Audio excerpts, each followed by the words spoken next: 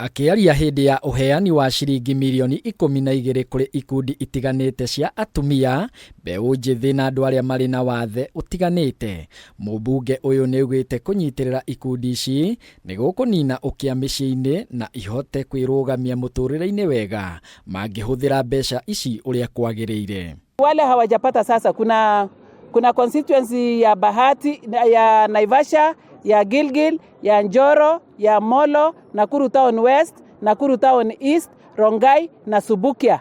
Hawajafika hapa, lakini tutaanza kutoka kesho kwenda mbele kusunguka na machek zao, tutawapelekea pale nyumbani, sababu tuliona ni shida watoke mbali hivyo kufika Nakuru. Wale tumewaita ni wale wanaishi karibu na Nakuru Town. Oho Cherure agitugeria mubango wa Nyota na kuga ni uguteithia gukuria biashara kuri mbeũ njithi. Kuna ya Nyota, kuna ya Women Enterprise Fund, kuna ya Youth Enterprise Fund.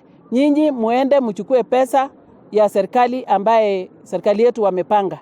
Kwa hivyo nataka kusema hivi, people living with disability, hakikisheni mfanye bidii kwa vikundi yenu, muhakikishe kila member wana habari kwamba wamepata pesa.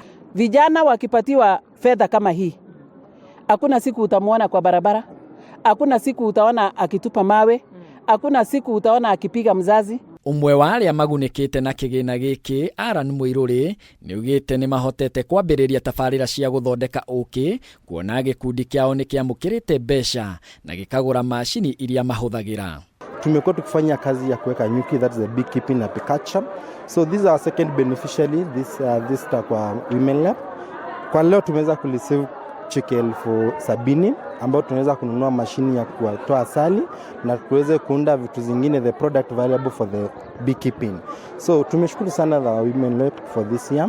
Ametuishikia mkono sisi tuanze kikundi, tumefurahia sana na zidi kuwa na moyo wa kusaidia vijana, wamama na vikundi vyote katika Nakuru County. Christine Wamae ni oriti atumia kuhuthira mweke o wothe weyumiria kuma kuri thirikari niguo kwirugamia kibiashara, maundu ma mucii na ukuria wa bururi. Imetusaidia kama sisi vijana, huwa tunaungana, tunasaidiana, tukikuza hiyo, after harvesting tuna market, tunauza, inatusaidia sisi kibinafsi.